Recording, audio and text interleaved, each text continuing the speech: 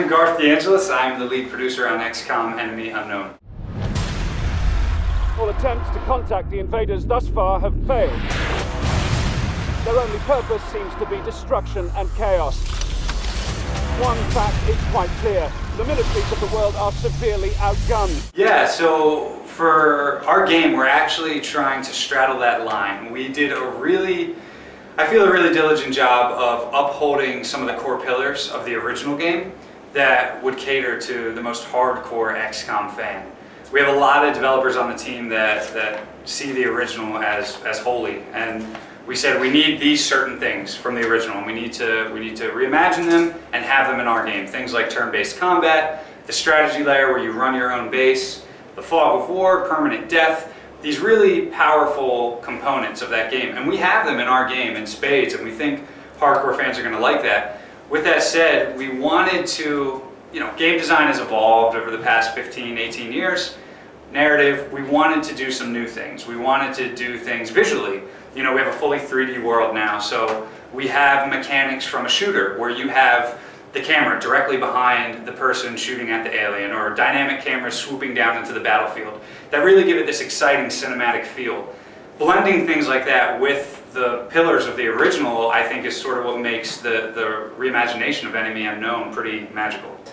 The interception in Enemy Unknown is going to be similar to the first game.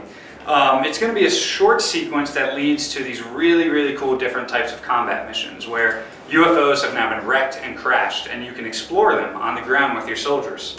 But that short sequence you do have some control over. Similar to the original, you can build specific weapons for your interceptor jets and then equip them, deploy them all over the Earth so you can get them closer to different UFO contacts that might crop up over Africa versus Asia.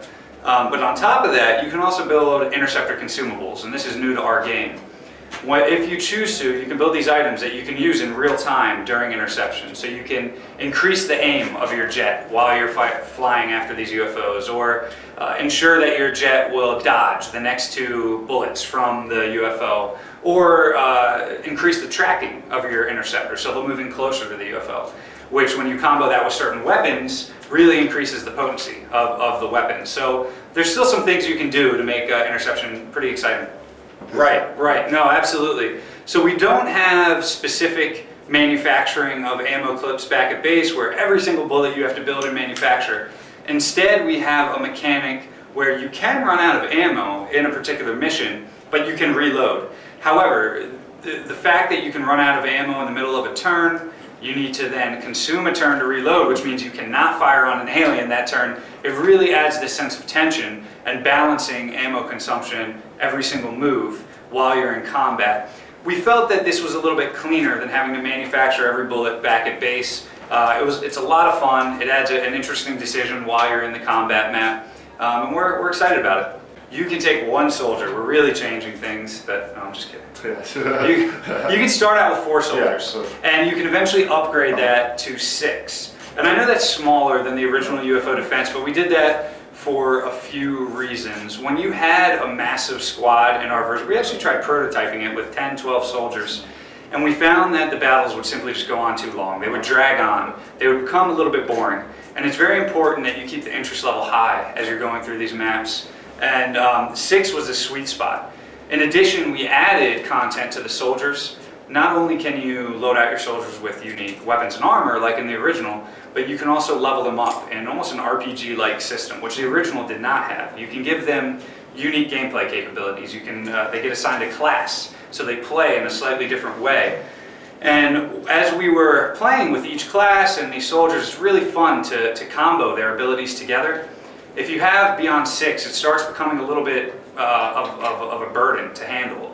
And we found that 6 was a sweet spot, both with respect to time and playability. Yeah, we have really exciting missions. We have, the classic UFO missions that everyone remembers from the original, both landed and crashed. There's all these different UFO types that we can't wait for the player to discover. You have abduction missions, which is sort of the straightforward, humans are being taken by aliens and you must respond to these rumors and see if you can catch the aliens in the act. And yes, there are terror missions. Those are terrifying. That'll probably be the first time you meet the chrysalid, which is an alien of nightmares, and you don't want to get too close to him, but you got to take him down.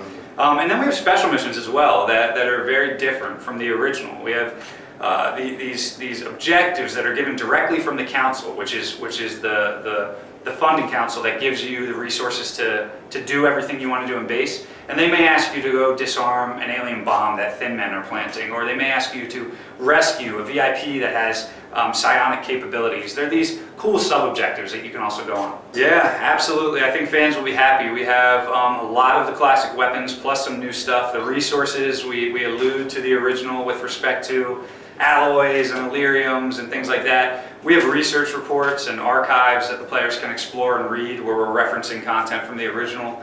So, being big fans of the original ourselves, we think that fans will be pleased. And what about UFOpedia? Will there be something like this? We don't, yes, we do. We're not calling it a UFOpedia, but we have a database. We have what we're calling an XCOM database, and the players can read about any facet of the game in detail by going to this database. Well, that's great. Just thank you for the interview. Sure, thank you. It was really great and a pleasure. Yeah, awesome. Very nice meeting you.